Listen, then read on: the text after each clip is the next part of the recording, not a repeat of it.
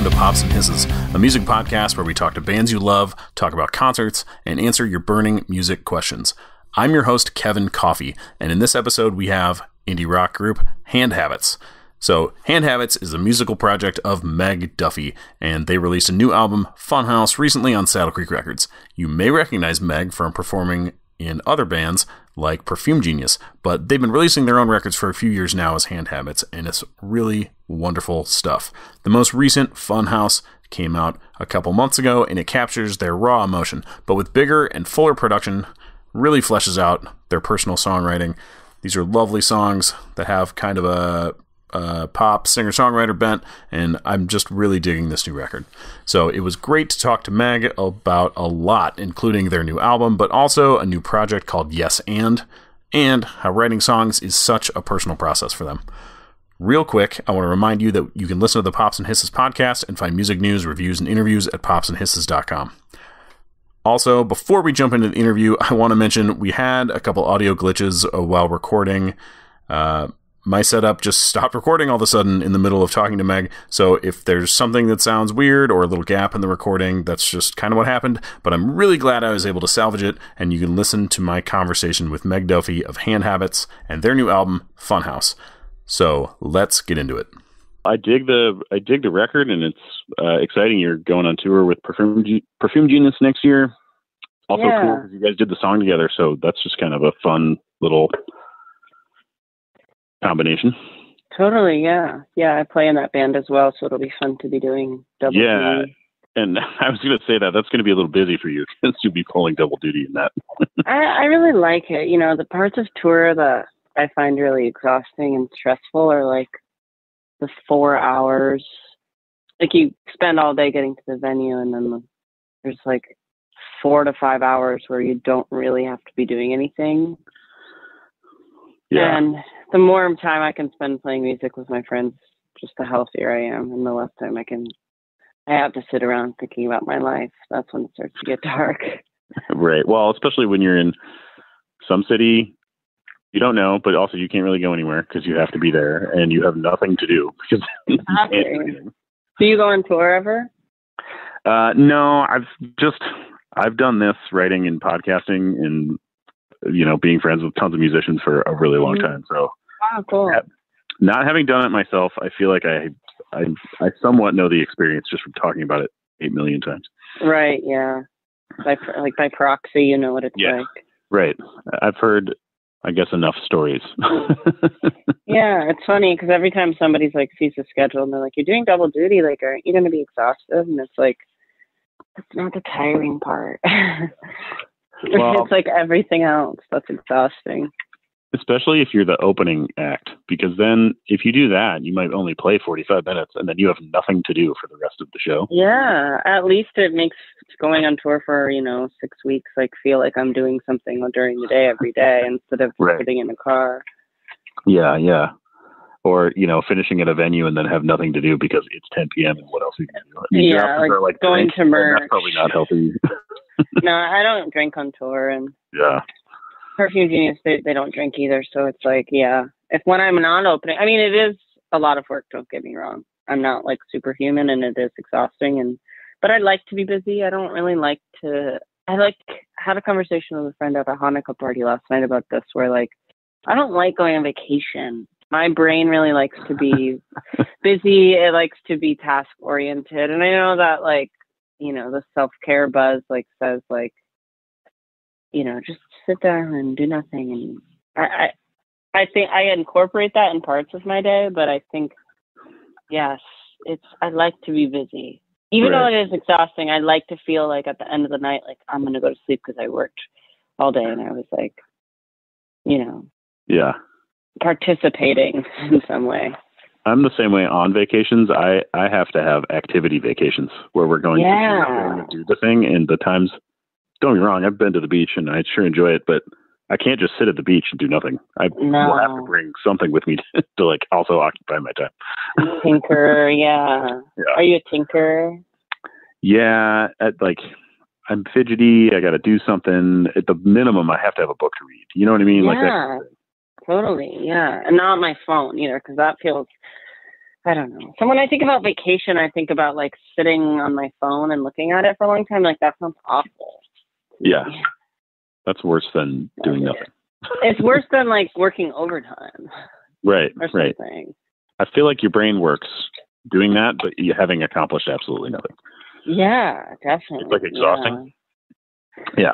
Alternatively, though, like the extreme thing that I think about sometimes is like I'm really interested in doing a meditation retreat because I have such a problem with sitting still and like not engaging with some, like you said, like not having a book in your hand at the very least, or like journaling or something. I mean, even right now when we're talking, I'm like dusting my pedal board. Like, like I have such a hard time just sitting still, and I don't like to, but I think I've been thinking about this theme that's been coming up a lot lately, and you know, after putting up the record too, and not really having that much to do in the current day, and like I'm interested, and I'm seeing this pattern of like things that I'm afraid of or that I have a hard time with. Like I have this deep desire to challenge that, and so like I'm curious about a meditation retreat actually, because like I think it would be really hard for me.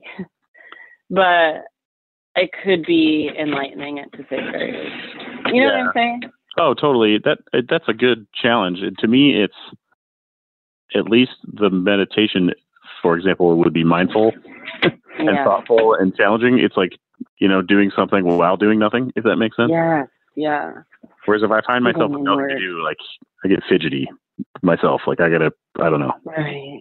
Clean. I don't know, something. Yeah, absolutely. Absolutely. But like, I wonder what our brains would do, like that kind of personality would do with like forced stillness. And I'm curious to see that. Even right now, I'm going to go on like next week, I'm going to go on like a little bit of a writing retreat. And I've never really done that before. And I'm really scared. And I'm sort of in like a panic about it. Cause also like with Funhouse, there's different fears that came up, more like just being more vulnerable in lyrics and working with a producer, like very hands-on. But I was or like embodying these different sonic spaces that I've never really like let myself embody before. And that was really terrifying. And I'm not talking like primal fear, you know, this is like pretty low level artistic fear, but like dark night of the soul fear for sure. But I pushed through it, you know, and like there were moments where I really saw this pattern, this theme emerging of like going in to like last year and then, or this year, really 2021 as it's coming to an end, has really been like a year of like facing my fears. And, you know, like I used to be really terrified of being alone in a house at night. Like that was really hard for me.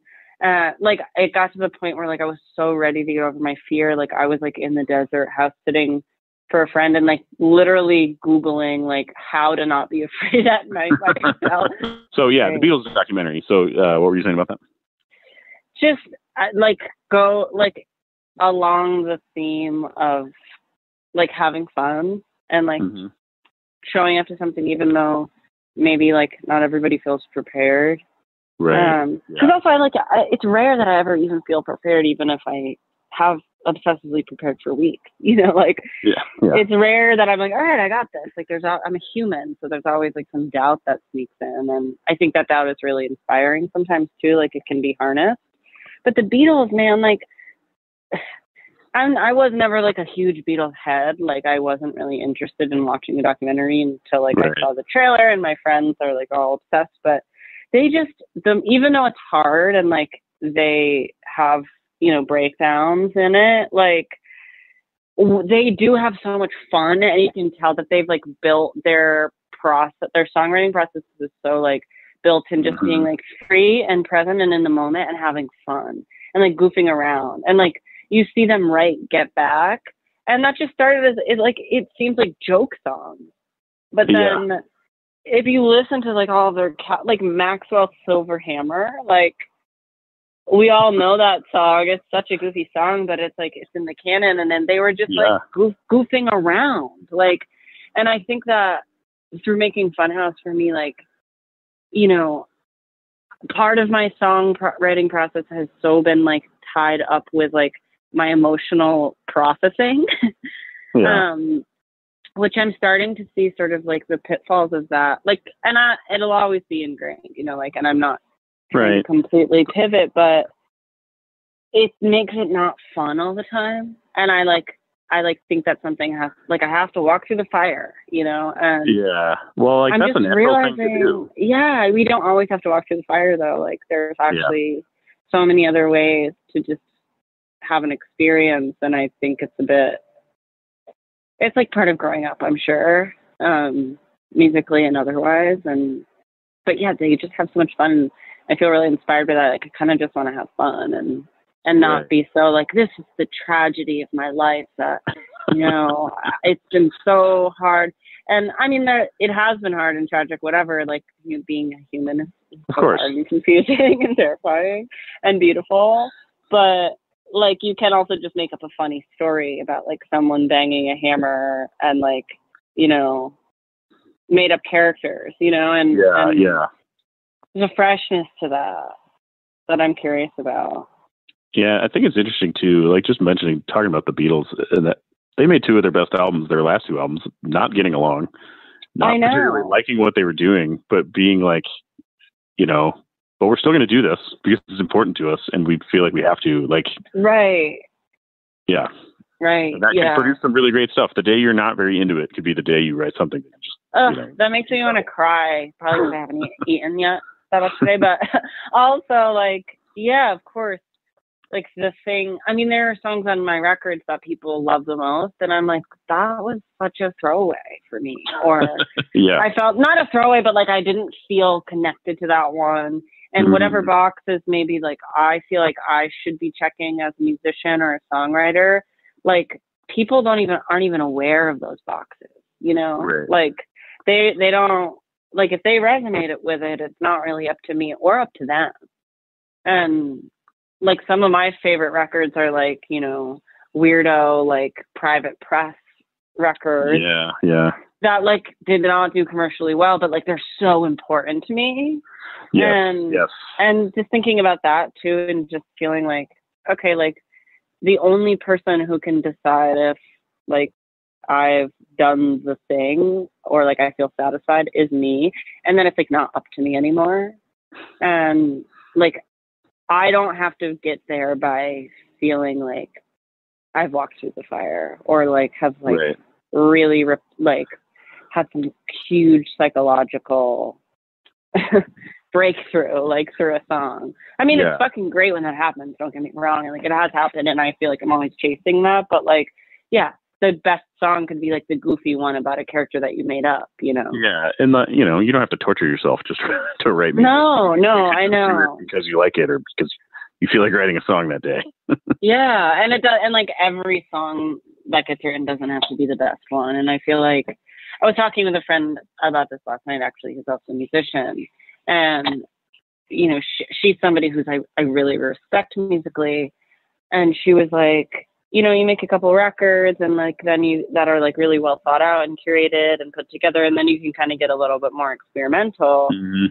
And I was like, yeah, I don't feel like I've made enough of those records yet to be experimental. And she was like, it's a moving target. And she was like, it's so hard to get out of the feeling of like every song and every record that I put out has to be the best thing that like anyone's ever done. But like, that's not why I started to play music. That's not why I play music. Like, I don't want to think about that, but it creeps in, and then it gets like, makes music making and writing really too large or something. Yeah. Oh, and you can always, the beauty is you can do whatever you want. I know. You can be like, I'm going to go make a trip hop record next. Just because I can. Well, and that's so cool. And I'm like, I put out this guitar record, under a different name this year called Yes And. I was going to ask about that because that was such a cool thing that you guys did. Yeah, thanks. And it was totally like it was like the mirror to making Funhouse, where I was like, I mean, I did whatever I wanted to do on Funhouse too, but it was like, I can do really whatever I want. And like, it was so about like not being precious making that record. And I need that kind of balance in my life because I can get so precious and so like, yeah. Did you know perfection. Did you know when you're putting it out that you were going to be, this isn't going to be me? It's not, well, I mean, you don't really release stuff under your own name, I guess, anyway, but, you know, it's not even going to be Hand Habits. Yeah, I knew that. Yeah, definitely. I mean, when Joel and I first started getting together, I didn't really know that because I thought I was making like a solo guitar record. And which I would still like to do that. I think that would be really fun too. But as soon as we started making stuff together, and it was very collaborative too. And then I was like, this isn't a Hand Habits record. And it also isn't like a solo guitar record. This is just something else. And in the mixing process and like the final like composition sessions that we had, I was just like, I don't want to spend more than 5 minutes making a decision. Like, I just want to be like, do I like it or not? And I don't want to gruel over it and like sit with it for weeks. And then like, you know, cause everybody, you know, I'm always changing. And so like, how can you really ever decide when something's done? And with that, it was just like totally fly by the seat of your pants. And I love it for that because it was fun to make. And I didn't feel like, I didn't walk through any fire for that. It was like, we just jammed and then like made a collage and made it sound cool and weird. That's awesome. It's a cool record. I like it a lot. And the way you're describing it just sounds like an awesome snapshot. Sorry. It was a cool snapshot. Yeah, thanks. I'm glad you listened to it. It's also cool because I had fun. Like, this is the other like sort of paradox, right? Dude, I had so much fun, and I don't really care if people listen to it. Like, but like, because like I had fun with Funhouse too, and I do want people to listen to it, but like, you know, it's more precious or something. But I had so much fun, and like, there was no stakes, no pressure, no nothing. I wasn't thinking about anything. I was just like, we're just gonna put this out. It's gonna be fun. And I really don't care if people listen to it or not because it's just gonna exist forever. And I lose some of that sometimes with songwriting, and I would love to like challenge myself in that area and just be like, it doesn't matter if people listen to it. Like, I made it and that was fun. And now I'm sharing it. And that's kind of what I was asking about your approach. You know, if you knew the name, if you knew what you were going to do with it, because that can be a really interesting way to make music. I mean, the obvious one to me is, and I'm in Omaha, and this is why, is Bright Eyes, because he'll make records and he's made them under 18 different names. They're always him. Right. Sometimes they're doing different people, but it's just like, well, I feel like doing, I don't know, punk rock record. Okay, cool. Let's just do that. Why not? Right. Yeah. Why the hell not? Be free and be, you know, be as wild and crazy or not, you know, subdued as you feel like. Right. Yeah. I know. You can do whatever you want. Like, I should get that as a tattoo, or like, if I did, I feel like if I did transcendental meditation, like that would be the mantra that I would get. Right. I like it. It's like, you can do whatever you want. Mike from Perfect Genius says that to me all the time too. And like, I'm like, you're right. I forget that you can do whatever you want. Like, I just forget that sometimes. So easy to forget that, though. Right. Well, it is. I mean, I think everybody does that. I don't think it's an artist thing. You get caught up in what it all means and what it means to you and how I do this reflects on this. And it's like, you know, at some point, what's the point? I can do what I want, be the person I want to be, and it doesn't really matter that much. Yeah. No, I think it's totally not specific to being an artist. I agree with you. It's such a just human nature thing. But I don't know, maybe it leans toward the side of being an artist because you are putting your name on something and putting it out. Of course, yeah. I know, and if I go too far down that thought process, I'm like, well, I'm just going to stop putting out music. And then it starts to get dark. And I'm like, all right, I'm just going to be a garbage man. Like, and then, you know, but people do seem to resonate with the music some of the time, and that is important. And I really don't know what else I would do if I didn't play music. That's good. Well, then that means you're doing the right thing. I guess. I mean, we'll never know. Yeah. I mean, man, there's so many worse things you could be doing, like have an office job or something. Right, but like, I don't know. There's anything wrong with that. Being pessimistic, but like, it could be kind of nice to just go to work and then come home and like play my guitar and not have to be like, okay, like this thing that I just put out that so bears like the entire representation of my identity that like didn't get on a year-end list. So like now I feel really depressed. Yeah. Like it might be so liberating to just be like, actually I wrote all these songs and they're just for me and my friends who want to hear them. I'm grateful, and I need to do more gratitude lists, obviously, as I'm saying this. But there is something about like the idea of having an office job it is an option for everyone. Well, definitely, and freeing in that way. freeing, yeah, less like wrapped up in the like Freudian like analysis like that I'm constantly finding myself in, like based off of like a folk song that I wrote. And only 2 months until you're on tour, so you can just do that all day. I know. That's why I'm like, I'm gonna go to a writing retreat. I can't think about this for too long. This time of year feels like the time to hole up somewhere, because I don't know where I am. It's cold, and I don't want to leave the house. Right, Omaha. Has it snowed yet? It hasn't, but it's freezing today. God. So yeah. Are you from there? Yeah, I'm actually from here originally. So cool. Do you know Robin and the whole crew? Yeah. So that was what I was going to ask you about. Saddle Creek was just how you got hooked up with that crew, and what you think about it. It was kind of it was through a friend of mine, like sent Rob Wildly Idol, my first record, and it just sort of happened. I don't really know. I guess I just started seeing Rob a lot because this friend of mine who was a PR person and my booking agent was good friends with her, and kind of like in the hood. Yeah, I think Erin, who used to work at Saddle Creek. Okay.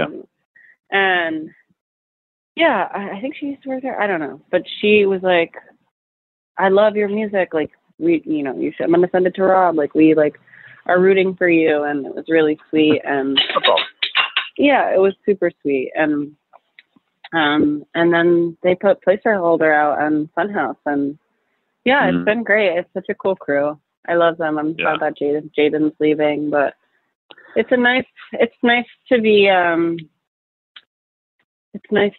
like, part of the legacy. Right. That is Saddle Creek. Yeah, which is now long running. Yeah, totally. And so different. Yeah. But they keep changing all the time. I know, and every time they announce a new signing, a new record, it's been great. They've been putting out great stuff. You included. That was exciting. Yeah. They announced that they're putting out your record. So. Yeah, it's a good crew. Yeah. Now, hopefully, we can get you back. It's been a couple years since you've been here, I think, right? Yeah. Were you at the show that I played there? No, I missed it. So prior to my current life, which I was talking about office jobs, I was kind of making fun of myself because that's what I do during the day. But I run a blog and podcast, and I've for almost 15 years I worked for the paper here. Wow, cool. As a music critic and writing about music and stuff. So wow. But what always happened was that inevitably the concert I wanted to go to happened the same night as some arena band. And not there's anything to play arenas, but it's like something like you would come to town, but that night I would have to go see Kenny Chesney or something. Oh my God. And I'm like, oh, okay, well, I guess I'll just miss out on the little show. Dang. Well, it was a little show. That's the right way to describe it. I think there was like 15 people there. Well, I'm pretty sure we basically paid the venue to let us play there. Well, hopefully you can come back through next time. Yeah, I hope so too. I like Omaha. I have some friends there. Anna McClellan, you know her? Yeah. Love her. And the Saddle Creek guys are all super sweet, and Slow Down, the venue they have is just wonderful. So yeah, totally. That little block. Yeah. Well, yeah, that whole area is awesome. Yeah. Well, yeah. Well, that's lots of stuff I wanted to talk about. It's been wonderful talking to you, Meg. So cool. I really appreciate it. Yeah, so good talking to you, Kevin. Thanks for calling. Thanks for not making this feel like a very calculated interview. I appreciate that. Thanks for listening to my talk with Hand Habits. Catch them on tour with Perfume Genius early next year, and you can see tour dates and ticket links at handhabits.band. You can also order their new album Funhouse on vinyl at saddle-creek.com and check out Meg's album as Yes And, which is featured on their Bandcamp site. Subscribe to Pops and Hisses podcast on your favorite podcast app, or head to popsandhisses.com where you can listen to the podcast and find more music news, reviews, interviews, and also podcast episodes. I'm your host, Kevin Coffey, and you can follow me on Twitter as @OmahaMusicGuy, or find my page on Facebook by searching for Kevin Coffey. My last name is spelled Coffey, by the way. And thank you, as always, thank you to Hurrdat Media for producing the show, and find lots more of our podcasts at hurrdatmedia.com/network. That's HURRDAT media.com. Thanks for listening. See you next time. A Hurrdat Media Production.